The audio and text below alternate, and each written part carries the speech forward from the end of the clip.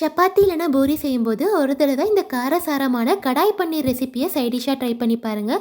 ரெஸ்டாரண்ட்டில் கிடைக்கிற மாதிரியான டேஸ்ட்டில் ரொம்ப ஈஸியாக வீட்டிலே பண்ணிடலாம். இது செய்கிறதுக்கு ஒரு பேனில் 2 ஸ்பூன் அளவுக்கு கொத்தமல்லி, 3 பட்டை மிளகாய், 1 ஏலக்காய், 1 கிராம்பு, 1/4 ஸ்பூன் மிளகு, 1/4 ஸ்பூன் சீரகம், 1/4 ஸ்பூன் சோம்பு சேர்த்துட்டு நல்லா ஃப்ரை பண்ணிவிட்டு பவுடர் பண்ணி எடுத்து வச்சிடலாம். அடுத்ததாக ஒரு சின்ன மிக்சர் ஜாரில் கட் பண்ணி வச்சுருக்க ஒரு பெரிய தக்காளி, 10லேருந்து 15 முந்திரி பருப்பும் சேர்த்துட்டு நல்லா பேஸ்ட்டை அரைச்சி எடுத்து வச்சிடலாம். அடுத்ததாக ஒரு பேனில் 1/2 ஸ்பூன் அளவுக்கு பட்டர் ஆட் பண்ணிவிட்டு க்யூப் சைஸில் கட் பண்ணி வச்சுருக்க கொடை மிளகாயும் வெங்காயமும் சேர்த்துட்டு கட் பண்ணி வச்சுருக்க பன்னீரும் ஆட் பண்ணிடலாம். நான் இன்றைக்கி ஹோம்மேட் பன்னீர் தான் எடுத்திருக்கேன். நீங்கள் கடைகளில் வாங்கினது கூட ஆட் பண்ணிக்கலாம். கோல்டன் ப்ரௌன் ஆகிற அளவுக்கு இது எல்லாத்தையும் சேர்த்து நல்லா ஃப்ரை பண்ணிவிட்டு இதை தனியாக எடுத்து வச்சிடலாம். அடுத்ததாக அதே பேன்லேயே ஒரு ஸ்பூன் அளவுக்கு பட்டர் ஆட் பண்ணிவிட்டு குட்டி குட்டியாக சாப் பண்ணி வச்சுருக்க 2 பெரிய வெங்காயம் சேர்த்துடலாம்.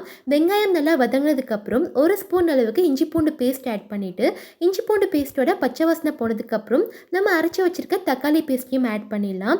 தக்காளி நல்லா வதங்கி வந்ததுக்கப்புறம் ஒரு ஸ்பூன் அளவுக்கு காஷ்மீரி மிளகாய் தூள், 1/4 ஸ்பூன் அளவுக்கு மஞ்சள் தூள், தேவையான அளவுக்கு உப்பு, நம்ம ரெடி பண்ணி வச்சுருக்க பவுடரையும் சேர்த்துட்டு நல்லா வதக்கி விட்டுட்டு இது கூடவே ஒரு கப் அளவுக்கு தண்ணி சேர்த்துட்டு ஒரு 5 to 7 மினிட்ஸ்க்கு இது நல்லா கொதிக்க விட்டுடலாம். இப்போ பார்த்திங்கன்னா நல்லா கொதிச்சிருச்சு.